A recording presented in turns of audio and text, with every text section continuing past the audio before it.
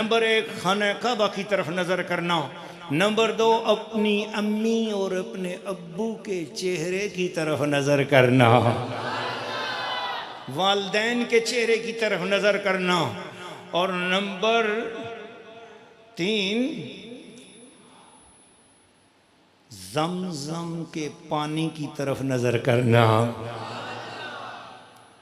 और फरमाया जो जमजम के पानी को देखता है, खाना काबा को देखता है और माँ बाप के चेहरे को देखता है, जितनी देर देखता रहता है अल्लाह उसके गुनाहों को भी माफ़ फरमाता रहता है।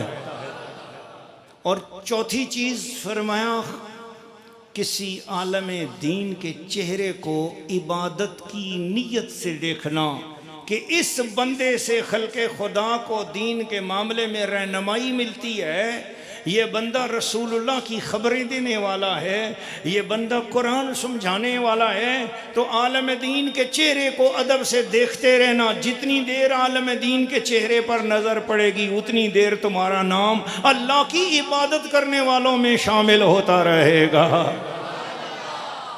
पांचवी चीज़ फरमाया, कुरान मजीद को खोल कर सिर्फ उसे देखते रहने से भी इबादत का सवाब नसीब हो जाता है।